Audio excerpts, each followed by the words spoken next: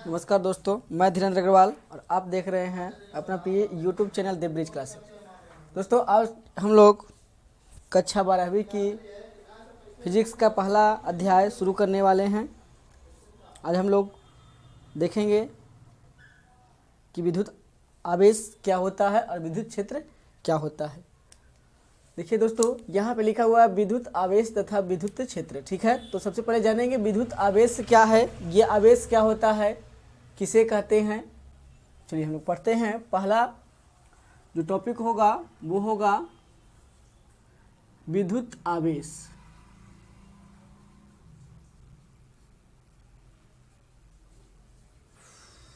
क्या होगा? विद्युत आवेश। ये क्या होता है? तो दोस्तों हम लोग समझेंगे विद्युत आवेश किसे कहते हैं। तो विद्युत आवेश क्या है? ये गुण होता है। ठीक है, विद्युत आवेश क्या है? पदार्थ का गुण होता है जिससे आकर्षण या प्रतिकर्षण होता है। ठीक है, जिससे आकर्षण या प्रतिकर्षण क्या होता है? पैदा होता है, उत्पन्न होता है। ठीक है, तो हम लोग कह सकते हैं कि पदार्थ का वह गुण, पदार्थ का वह गुण जिससे आकर्षण मतलब खिंचाव या प्रतिकर्षण मतलब दूर हटाना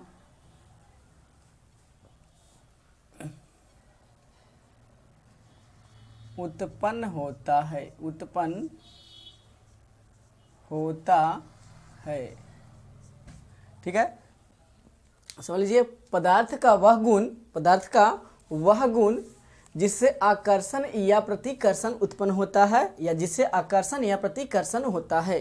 जैसे अगर मान लिया जाए कोई पदार्थ है, तो किसी भी पदार्थ को देखेंगे तो क्या होगा? विद्युत आवेश उत्पन्न होगा, और आवेश उत्पन्न होगा तो आकर्षण या प्रतिकर्षण हो सकता है।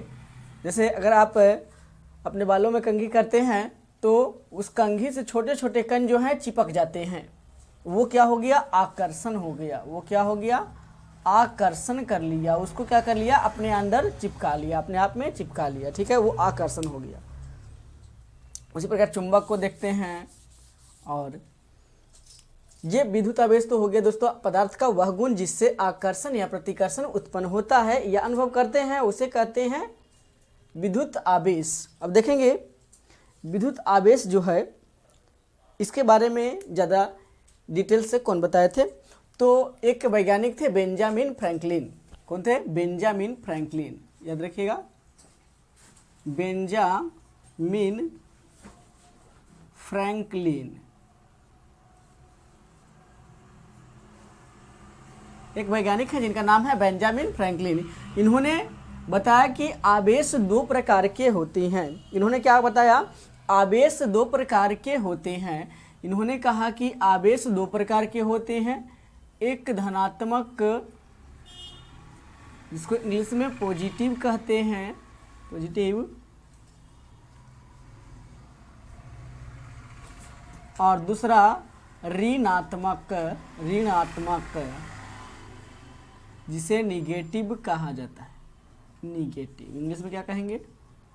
निगेटिव। मतलब बेंजामिन फ्रैंकलिन ने बताया कि आवेश दो प्रकार के होते हैं। कौन कौन? तो एक धनात्मक आवेश और दूसरा ऋणात्मक आवेश। अब देखेंगे धनात्मक आवेश क्या होता है, ये कहाँ से आता है, कैसे आता है। तो दोस्तों याद कीजिएगा, धनात्मक आवेश के बारे में पढ़ेंगे। क्या धनात्मक आवेश कहाँ से आया, कैसे आया? तो जब कोई भी पदार्थ इलेक्ट्रॉन का त्याग करता है, इलेक्ट्रॉन का त्याग करता है, तो उस पर धनात्मक चार्ज प्लस आ जाता है। ठीक है, क्या होगा? जब भी कोई पदार्थ इलेक्ट्रॉन का त्याग करता है तो उस पर क्या आएगा? पॉजिटिव प्लस आएगा। और जब कोई ग्रहण करेगा उस पर आएगा निगेटिव। जैसे समझ सकते हैं दोस्तों, यदि कोई व्यक्ति जो है कर्जा देता है, जो समझ लीजिए जो कर्जदार देने वाला जो है, समझिए जो कर्ज देने वाला है दोस्तों, कर्ज देने वाला वो कब देगा? जब उसके पास पैसा होगा, यानी कि वो जब प्लस में होगा तभी दे पाएगा। उसके पास पैसा होगा तभी तो किसी को कर्ज देगा। लेकिन जो कर्ज लेने वाला है, कर्ज लेने वाला ये कब लेगा दोस्तों? तो इसके पास अगर पैसा नहीं है तो ही तो कर्ज लेगा, और जब कर्ज लेगा तो ये क्या होगा? माइनस में। जितना ज़्यादा कर्ज लेगा उतना ज़्यादा क्या होगा? माइनस होगा। अगर 4 रुपया कर्ज लेता है तो बोलेंगे 4 रुपया माइनस में इसके पास है, ठीक है, इसका नहीं बल्कि किसी और का है। तो देखिए देने वाला क्या होता है? प्लस, और लेने वाला क्या होता है? माइनस। तो जब कोई पदार्थ इलेक्ट्रॉन ग्रहण करेगा तो उस पर क्या आएगा? माइनस, और जब त्याग करेगा तो उस पर क्या आएगा? प्लस आएगा, ठीक है। जैसे सोडियम एक इलेक्ट्रॉन त्याग कर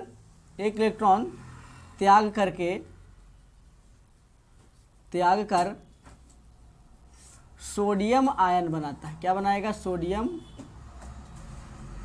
आयन बनाता है, सोडियम आयन बनेगा, ठीक है, सोडियम आयन बनेगा। जब भी कोई त्याग करेगा या लेगा तो आयन बनता है, ठीक है। तो हम लोग समझ गए कि धनात्मक क्या होता है। तो यदि कोई इलेक्ट्रॉन का त्याग करता है तो धनात्मक हो गया, और ग्रहण करता है तो ऋणात्मक हो जाएगा, ठीक है। और अभी बात करेंगे कि विद्युत आवेश जो है वो कैसी राशि है, किस प्रकार की राशि है, इसका संकेत क्या होता है, ठीक है, और इसकी जो मात्रा होती है, ऐसा मात्रक, वो क्या होती है वो देखेंगे, ठीक है। इसका सूत्र क्या होता है? देखिए दोस्तों, विद्युत आवेश को किस चीज़ से दर्शाया जाता है? तो याद रखिएगा, विद्युत आवेश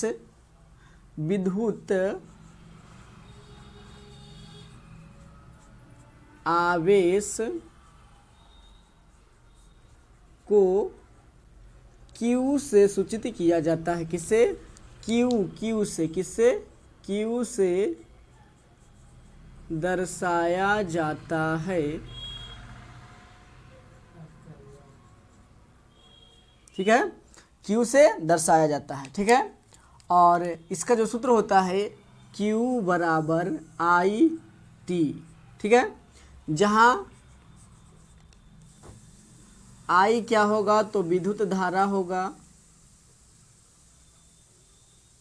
और T क्या होगा?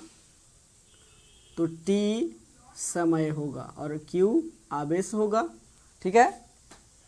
Q क्या होगा? आवेश होगा। चलिए, तो यहाँ तक हमें पता है, क्लियर हो गया होगा, ठीक है।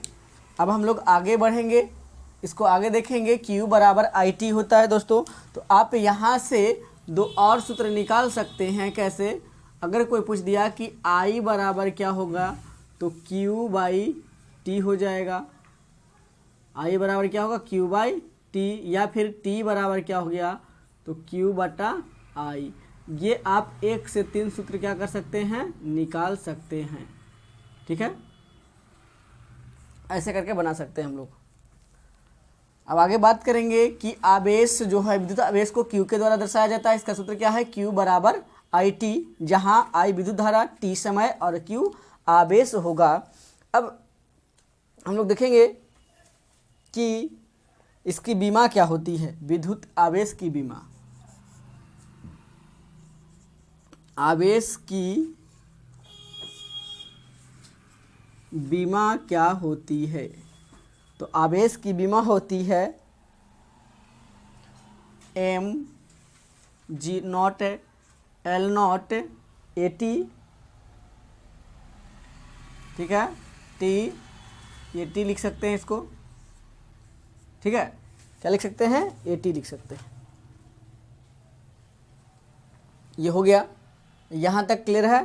तो आगे बढ़ेंगे, एक बार फिर से समझ लेते हैं क्या क्या अभी तक पढ़ लिए हम लोग। सबसे पहले तो विद्युत आवेश से क्या होता है? तो पदार्थ का वह गुण जिससे आकर्षण या प्रतिकर्षण उत्पन्न होता है, या तो खिंचाव पैदा होगा या फिर ढकलाव पैदा होगा, ठीक है, तो उसे कहेंगे विद्युत आवेश, ठीक है। और इसके जो प्रकार हैं, इसके बारे में बेंजामिन फ्रैंकलिन बताए। क्या बताया उन्होंने? पहला कि बेंजामिन फ्रैंकलिन ने बताया कि आवेश दो प्रकार के होते हैं। कौन कौन? तो धनात्मक और ऋणात्मक। धनात्मक कब होगा? तो जब इलेक्ट्रॉन का त्याग करेगा तो धनात्मक हो जाएगा, और जब इलेक्ट्रॉन को ग्रहण करेगा तो ऋणात्मक हो जाएगा। ठीक है। और विद्युत आवेश को Q के द्वारा दर्शाया जाता है, और Q बराबर I/T होता है। ठीक है। और विद्युत आवेश की विमा M0 L0 TAT होता है। ठीक है, यहाँ तक क्लियर है? आगे बढ़ते हैं। अब हम लोग देखेंगे विद्युत आवेश जो होते हैं, इनके आवेशों का गुण के बारे में जानेंगे। ये आवेश के गुण क्या हैं, क्या क्या इनके गुण हैं, वो हम लोग देखेंगे।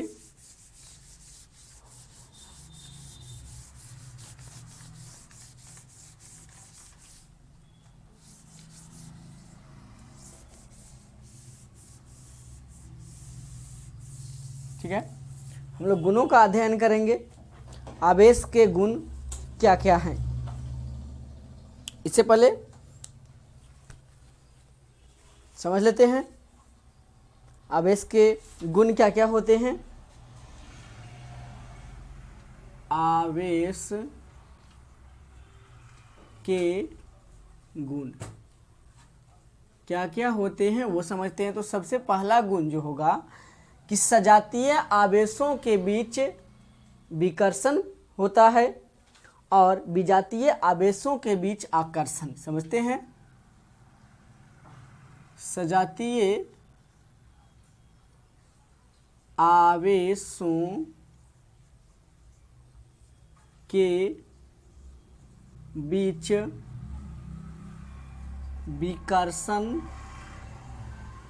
या इसी को प्रतिकर्षण बोलते हैं।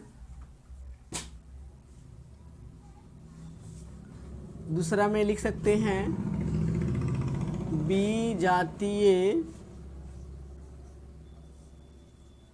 आवेशों के बीच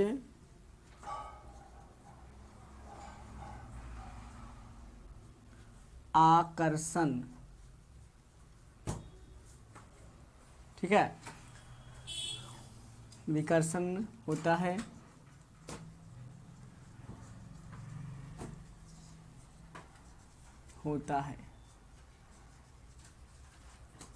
क्या होता है? तो ध्यान दीजिएगा, दो सजातीय आवेशों के बीच क्या होगा? विकर्षण। विकर्षण क्या होगा और सजातीय आवेश किसे कहेंगे वो देख लेते हैं। सजातीय का मतलब हो गया प्लस प्लस। ठीक है, मतलब एक ही तरह का आवेश होना चाहिए दोस्तों। देखिए किसी भी पदार्थ पे क्या होते हैं, दो तरह के आवेश होते हैं, प्लस और माइनस। तो क्या होंगे कि अगर किसी पर Q मान लेते हैं कि ये Q1 और Q2 जो है वो प्लस में है। ठीक है, Q1 Q2, तो इन दोनों के बीच में क्या होगा? दोनों सजातीय का मतलब है कि दोनों प्लस में हैं तो सजातीय हो गए। एक तरह के सजातीय और दो तरह के विजातीय। ठीक है, तो एक तरह के हैं तो इन दोनों के बीच में क्या होगा? प्रतिकर्षण पैदा होगा, यानी कि दोनों जो है एक दूसरे से हटना चाहेंगे। ठीक है, एक दूसरे से क्या होगा? हटना चाहेंगे। दोनों को अगर हमने सटाना चाहा तो जैसे जिस प्रकार चुंबक जो होते हैं, एक तरह से जब हम लोग एक ही ध्रुव को मिलाते हैं तो नहीं मिलता है, दूर हटता है, उसी प्रकार यहाँ सजातीय जो आवेश होंगे प्लस प्लस Q होंगे वो दूर हटते जाएंगे, नज़दीक नहीं आएंगे। लेकिन अगर इसी को क्या किया जाए, एक प्लस Q1 और ये Q2 माइनस में है तो ये विजातीय आवेश हो गए दोस्तों। ये दोनों आपस में क्या होंगे? सटने लगेंगे। ठीक है, ये दोनों आपस में आकर्षित होने लगेंगे। जिस प्रकार चुंबक क्या है, विजातीय ध्रुव के बीच आकर्षण होता है, यहाँ पे विजातीय आवेश के बीच क्या होगा? आकर्षण, और सजातीय आवेश के बीच प्रतिकर्षण। तीसरा जो सबसे अहम है वो पढ़ेंगे क्वांटीकरण। क्वांटीकरण, आवेशों का क्वांटीकरण। तो ध्यान दीजिएगा, आवेश हमेशा निश्चित मान या पूर्ण गुणज होते हैं, निश्चित मान का पूर्ण गुणज होते हैं। अब ये में क्या होगा? आवेश हमेशा निश्चित मान का पूर्ण गुणज होते हैं। क्या होगा? पूर्ण गुणज होते हैं। देखिए इसको समझने का प्रयास करेंगे। तो पूर्ण गुणज का मतलब क्या होता है? तो पूर्ण गुणज का मतलब होता है कि ना तो कोई पॉइंट में हो और ना तो कोई बटा में हो, ना तो भिन्न में हो ना तो दशमलव में हो, वही होगा पूर्ण गुणज। समझते हैं? क्या कहा? निश्चित मान का पूर्ण गुणज होता है। इसका मतलब हमें पॉइंट में अगर दिया है ये आवेश, तो ये आवेश का क्वांटीकरण के आधार पर नहीं हो सकता है ये, या फिर आपको भिन्न में दे दिया जाए ऐसे, ये भी आवेश के क्वांटीकरण के सिद्धांत से नहीं हो सकते हैं। ठीक है? ये जब भी होगा तो पूर्ण गुणज होगा, मतलब 1 2 3 ऐसे करके क्या होगा? पूर्ण गुणज होगा, यानी कि पॉइंट में नहीं होना चाहिए आवेश के क्वांटीकरण सिद्धांत के अनुसार। और चौथा हम लोग पढ़ेंगे, बहुत ही महत्वपूर्ण है, आवेश का संरक्षण। आवेश का संरक्षण सिद्धांत, आवेशों का संरक्षण सिद्धांत, ये क्या है दोस्तों?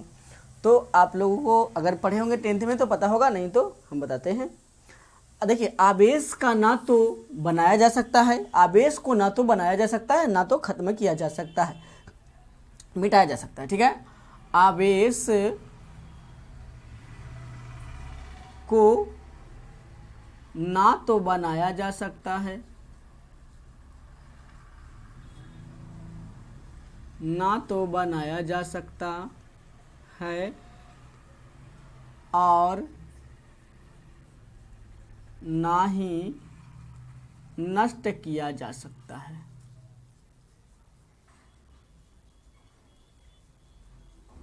क्या होगा दोस्तों? आवेश को ना तो बना सकते हैं ना मिटा सकते हैं। ठीक है? आवेश को ना तो बनाया जा सकता है और ना तो मिटाया जा सकता है। इसको हम समझेंगे तो होता क्या है आवेश का? ना तो बनाते हैं ना तो बिगाड़ते हैं, तो होता क्या है? तो ध्यान दीजिएगा इसका केवल रूपांतरण होता है, रूपांतरण होता है। क्या होता है? तो इसका केवल रूपांतरण होता है, मतलब एक रूप से दूसरे रूप में आवेश बदल सकते हैं। लेकिन यदि कोई कहे कि आवेश को समाप्त कर सकते हैं तो नहीं हो सकता है, आवेश को बना सकते हैं तो नहीं हो सकता है। सिर्फ क्या होगा? एक रूप से दूसरे रूप में ट्रांसफॉर्म होते रहेंगे, वो रूपांतरण होते रहेगा। ठीक है? क्या होगा? रूपांतरित तो होते रहेगा। ये है आवेश का संरक्षण सिद्धांत। इसके अनुसार आवेश को ना तो बनाया जा सकता है और ना ही नष्ट किया जा सकता है। इसका क्या हो सकता है? केवल और केवल रूपांतरण हो सकता है। ठीक है? चलिए एक और है तो उसको भी देख रहे हैं। आवेश का योज्यता नियम। आवेश का योज्यता नियम,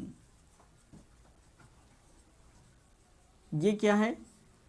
आवेश का योज्यता नियम, योज्यता नियम ये क्या होता है? तो देखिएगा कि किसी भी निकाय में उपस्थित कुल आवेश उस निकाय में उपस्थित भिन्न भिन्न आवेशों के योग के बराबर होता है। किसी भी निकाय में कुल उपस्थित, ठीक है, निकाय में उपस्थित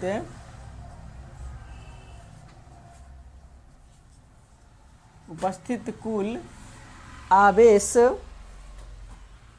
कुल आवेश उस निकाय में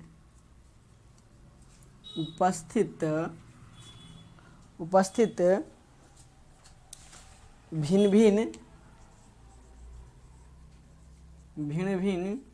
आवेशों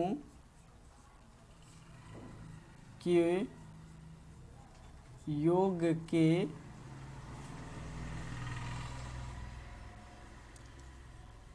बराबर